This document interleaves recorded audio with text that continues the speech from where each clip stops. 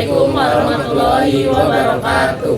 Kami dari kelompok 8 akan menunjukkan hasil diskusi kelompok kami. Sebelum itu kami akan memperkenalkan diri terlebih dahulu. Nama saya Iwan Kurnia Tambunan. Nama saya Saudara Abdi Muzaki. Nama saya Muhammad Dawar Ramadan. Nama saya Zahratu Syifa. Nama saya Muhammad Reza Salam. Segitu saja perkenalan dari kelompok kami dan ini adalah hasil diskusi kami.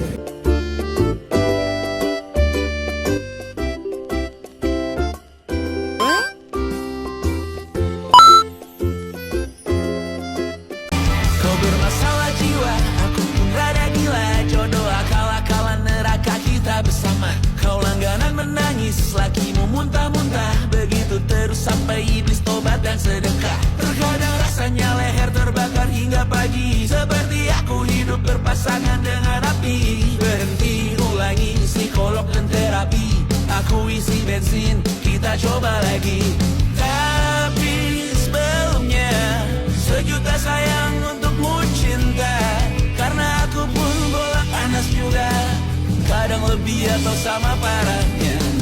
Dan jika bicara tentang masa depan, aku pun bingung tak punya tebakan.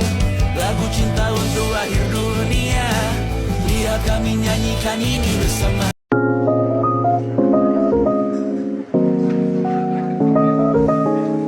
Pengertian dari kimia hijau atau bisa disebut sebagai green chemistry adalah merupakan bidang kimia yang berfokus pada pencegahan polusi ketika membuat desain produk maupun proses pembuatan produk. Contoh-contoh proses kimia yaitu: yang pertama, proses kimia fotosintesis.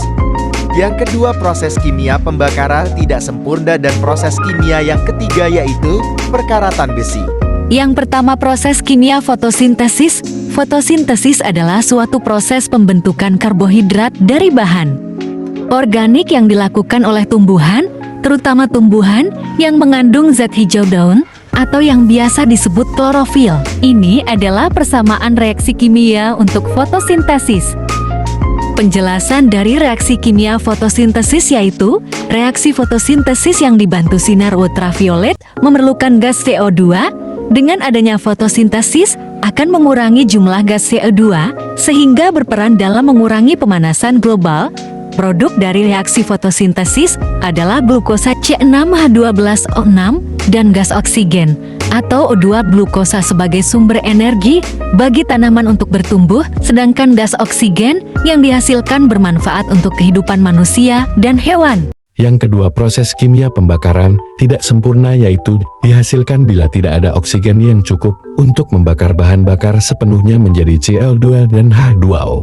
Ini adalah persamaan reaksi kimia untuk pembakaran tidak sempurna. Penjelasan dari reaksi kimia pembakaran tidak sempurna yaitu, proses pembakaran sampah dilakukan di ruang terbuka, artinya jumlah udara yang digunakan untuk membakar sampah terbatas. Salah satu komponen udara adalah gas oksigen atau O2. Jika jumlah udara terbatas, maka jumlah gas O2 juga berkurang.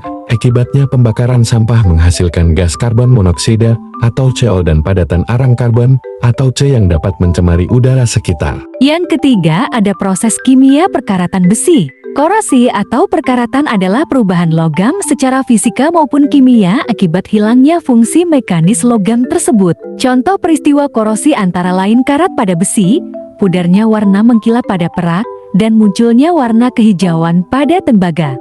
Ini adalah persamaan reaksi kimia untuk perkaratan besi. Penjelasan dari persamaan reaksi kimia perkaratan besi adalah jika benda terbuat dari besi atau Fe bereaksi dengan udara, maka lama-kelamaan akan terjadi perkaratan, sehingga benda akan rusak. Hal ini terjadi karena udara mengandung gas oksigen atau O2 dan uap air atau H2O. Perkaratan ditandai dengan munculnya lapisan tipis berwarna merah kecoklatan pada permukaan benda. Pentingnya kimia hijau yaitu menjaga lingkungan tetap asri, membuat lingkungan rumah dan sekitarnya aman dan sehat, dan membuat bumi terhindar dari pemanasan global dan bencana alam. Manfaat dari kimia hijau yaitu mengusahakan proses-proses kimia yang lebih ekonomis karena biaya produksi dan regulasi yang lebih rendah, pengurangan kecelakaan, produk lebih aman, dan tempat kerja dan komunitas yang lebih sehat.